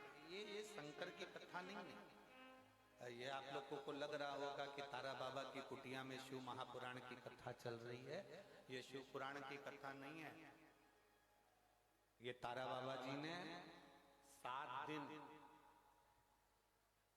संपूर्ण विश्ववासियों के लिए एक शिविर लगाया, जो आ गया वो अपने जीवन की सारी खुशियां बटोर कर तारा बाबा की कुटिया से ले गए। शिविर आप धारण करो, आप समझो क्यों उसका स्मरण इतना प्रबल है, क्यों शंकर की कथा का रसतत्व इतना प्रबल होता है, क्यों शिव भक्ति का रसतत्व इतना प्रबल होता है।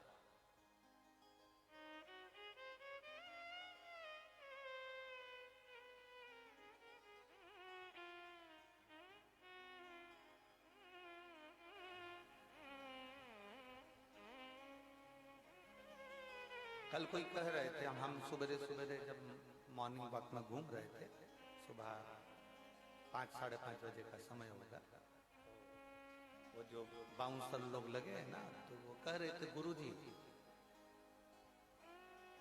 हम यहाँ हमेशा सेवा में आते हैं, पर एक बात आज तक समझ में नहीं आई, इतना सारा कथा हुआ पर ये कथा में ये इतने सारे आ कहां से गए, ये समझ में नहीं।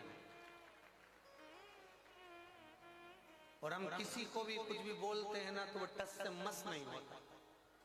पहले जितनी कथा होती थी ना, सब में समझदार लोग आते थे, तो हमने कहा राम कथा में राम जी जैसे आए हैं, कृष्ण कथा में कृष्ण जैसे आए हैं, शंकर जी के तो सब ऐसे ही मिलेंगे।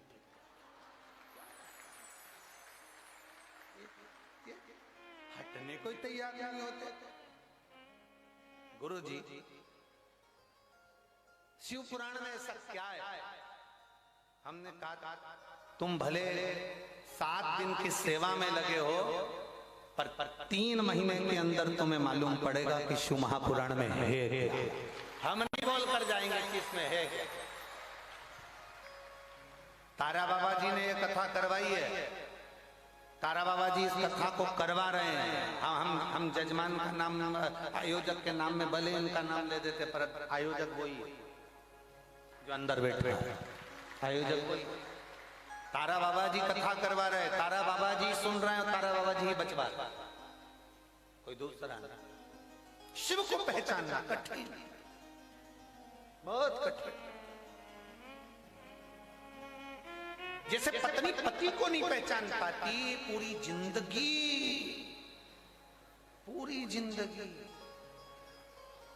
नहीं पहचान पाती। कब एक पति पत्नी गार्डन में घूम रहे थे, गार्डन में घूमते घूमते सामने से कुत्ता आ गया। कुत्ता पति पत्नी की ओर बढ़ रहा था, पति को डर लगा, पत्नी ने पति का हाथ जम के पकड़ लिया, ये कुत्ता मुझे खा जाएगा।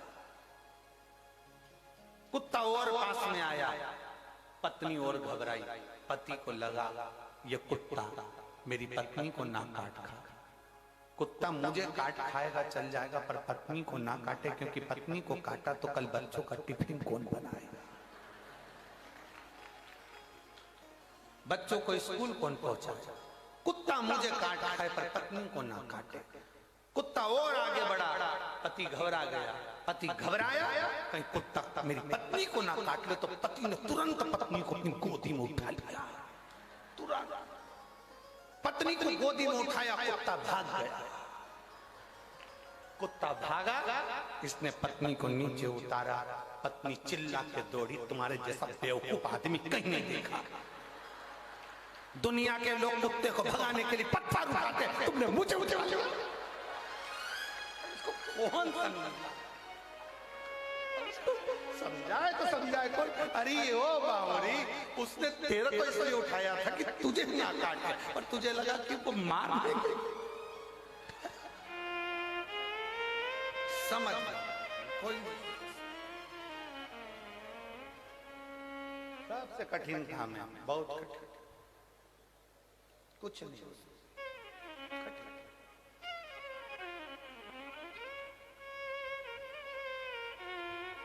शिव कथा कर रहे हैं, भगवान शंकर का संवाद कर रहे हैं। शिव को समझना बहुत कठिन, बहुत कठिन। कौन समझा भगवान देवादिदेव महादेव को? जो समझ गया वो शिव जैसा हो गया, जो नहीं समझा वो ना समझ पाया। जिसने शंकर भगवान को, वो बच्चे ने पूछा शिव पुराण में ऐसा क्या है, हमने एक ही बात कही, शिव महापुराण की कथा कोई साधारण नहीं है। आप सुन रहे हो, सुनो। 3 महीने के अंदर मालूम पड़ेगा कि तुमने जो सेवा करी, भले तुम्हारे कान में पहुंची कि ना पहुंची, पर तुमने शिव पुराण की जो सेवा करी उसका फल क्या होता है वो 3 महीने में मालूम पड़ता है। ये इतने पत्र जो आप लोग लिखकर भेज रहे हैं, हमारे पास तो समय ही नहीं रहता कि हम इसको पढ़े। इतना समय नहीं रहता। 2-4 पत्र हमने पढ़ लिए तो पढ़ लिए, बाकी के नीचे भरे पड़े। 2 दिन में इतने पत्र आए भी, 7 दिन में ढेर लगे। या हम कोई लिखते नहीं, हम आपको पहचानते भी नहीं। सिरसा में पहली बार आए गोविंद जी, गोपाल जी, हमारा आना भी नहीं हो, कभी इधर से क्रॉस भी नहीं, पहली बार आना हुआ। हालांकि गोविंद जी तो बोले थे हमको जब हम बठिंडा आए थे कि आप एक बार यहाँ आओ, एक बार यहाँ पहुंचो, एक बार आओ, पर हमारा आना ही नहीं। बहुत कट, जब तक भोले बाबा बुलाता नहीं तो हम जाते भी नहीं। हमने पहले भी कहा, हमको गोविंद जी ने नहीं बुलाया, ना गोपाल जी ने बुलाया। अंदर बैठे लंगोटी लगाकर, बाजू में पिछोड़ा रखकर, बड़े अलमस्त होकर बैठे। हम कल गए थे मामा, हमने उनसे बात भी करी, बुला लिया आपने, अलमस्त होकर बैठे। मस्त कथा का लाभ ले, पहचानना कठिन। शिव को जो जान गया वो दुनिया में सब कुछ है। एक पढ़ी लिखी बैठी, एक पत्र देखिए,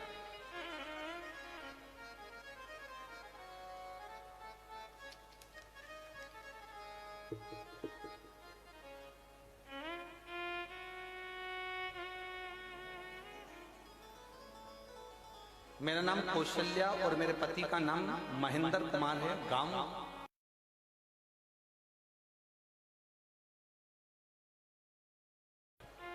है, हाँ तुम समझ जाना, ठीक है, बाकी के तो जाने दो।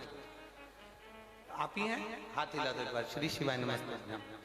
गांव केलरिया सिरसा की रहने वाली हूँ गुरुजी। मेरे बाबा महादेव की कृपा में 14 साल से हरियाणा पुलिस में सरकारी नौकरी कर रही हूँ। हरियाणा पुलिस में मैं 14 साल से सरकारी नौकरी कर रही हूँ गुरुदेव। हंसी खुशी की जिंदगी जी रही थी। एक दिन अचानक 19 दिसंबर 2022 को मेरे पति महेंद्र कुमार का एक्सीडेंट हो गया और सर में इतनी ज्यादा चोट पहुंच गई कि डॉक्टर ने हाथ में केस लेने को मना कर दिया। बहुत मुश्किल था, डॉक्टर के हिसाब से ये जा चुके थे, ऐसा उन्होंने बोल दिया। पति के सर का ऑपरेशन हुआ, फिर भी सर की राइट साइड की हड्डी निकाल दी गई और हड्डी निकालने के बाद डॉक्टर साहब ने उनकी जान बचाने का प्रयास किया। साफ साफ डॉक्टर ने कह दिया कि हम प्रयास कर रहे हैं पर भरोसा नहीं है कि बचेगा ना बचेगा। कुछ देर बाद सांस भी चलेगी कि नहीं चलेगी इसका कोई भरोसा नहीं। शायद मेरे देव अधिदेव महादेव ने, क्या वर्णन करूं गुरुदेव, डर गए, घबरा गए। तब डॉक्टर से कहा कि आप अपना काम करो, मेरा महादेव बचाएगा जरूर, ये निश्चित है। और शिव जी की ऐसी कृपा हुई कि बाबा देवादिदेव महादेव का स्मरण करा, श्री शिवाय नमस्तुभ्यम का जाप किया। एक बेलपत्र लाकर शंकर जी का मंदिर जो हॉस्पिटल के पास में था उसमें से उठाकर ऑपरेशन के लिए ले जाते समय उनके साइड में रखकर भेज दिया। मैं बाबा का क्या गुणगान करूं गुरुदेव, जो डॉक्टरों ने कह दिया था कि भरोसा रत्ती भर भी नहीं है कि बचेगा कि ना बचेगा, पर मेरे बाबा ने जान बचा ली और मैं बाबा को यहाँ नमन करने के लिए आया हूं। गुरुदेव 22 दिन तक कोमा में पड़े रहे। शिवलिंग का जल जाकर उनको चढ़ाती रही, देती रही और बाबा की कृपा से फिर उन्होंने आंखें खोली। और गुरुदेव बाबा की मैं क्या गुणगान करूं। डॉक्टर ने कहा था इनकी याददाश्त कभी नहीं आई क्योंकि याददाश्त निकल गई। गुरुदेव बाबा की कृपा किसको कहते हैं। शिव जी पे चढ़े हुए जल का महत्व तो डॉक्टर भी जान गया। जिस डॉक्टर ने ऑपरेशन करा था, जो करे थे याददाश्त नहीं रहेगी, वो भी जान गए। ये कभी चल नहीं पाएंगे, पलंग पर रहेंगे, ये डॉक्टर के शब्द थे। व्हील चेयर से नीचे नहीं उतर पाएंगे, ये डॉक्टर के शब्द थे। आज मेरे पति धीरे धीरे कर कर पूरे चलते भी हैं और उनकी याददाश्त भी बनी हुई है और बाबा की कृपा से वो सब अच्छे हो गए। मैं बाबा को नमन कर रहा हूं। एक बार हाथ हिला दे बहन। श्री शिवाय नमस्ते। शिव तत्व एक बेलपत्र ले जाओ। शिव की भक्ति अविरल भक्ति, शंकर शंकर है, ओघड़ी ओघड़ी है, शंभु शंभु है। और खाली ना जाता कोई दर से तुम्हारे, खाली ना जाता कोई दर से तुम्हारे, मैं भी खड़ी हूँ नंगी बाहें पसारे, अपने हृदय से लगा लो, गिरी जा रही हूँ, उठा लो, भोले अपने डर से अब तो न डालो, गिरा जा रहा हूँ, उठा लो। हम उसके भरोसे, हम उसके विश्वास पर दड़ी रहे। ना सोचिए सोने की बेलपत्र में जो बल नहीं, चांदी की बेलपत्र में जो बल नहीं, वो शंकर भगवान की एक बेलपत्र में बल होता है।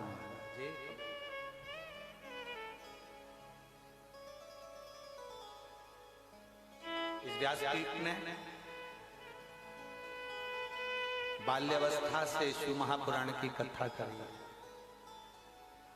इस व्यासपीठ ने ये देखा है, गोपाल जी, ये व्यासपीठ की बेलपत्र का हमने प्रमाण देखा है कि कोई 7 दिन की कथा में भी, 5 दिन की कथा में भी अगर कोई व्हील चेयर पर भी बैठकर कथा सुनता है और एक बेलपत्र भी अगर बाबा की खाता है, इस पोथी की, इस पुराण की एक बेलपत्र भी कथा चल रही और उसने खाई, 3 दिन में वो कथा के पंडाल में भी खड़ा मिलता ही हमने इस व्यासपीठ से देखा। हम सोने की बेलपत्र को नहीं जानते, हम चांदी की बेलपत्र को, हम हीरे की बेलपत्र को नहीं जानते, पर हम इस बेलपत्र को जानते हैं जो बेलपत्र शुरू से वेद पुराण शास्त्र वर्णन करते आए हैं। जिस बेलपत्र के नीचे लक्ष्मी झाड़ू लगाती है, जिस बेलपत्र के नीचे स्वयं ब्रह्मा, भगवान नारायण और 33 कोटि देवता बैठकर शंकर की आराधना करते हैं, वो बेलपत्र साधारण है।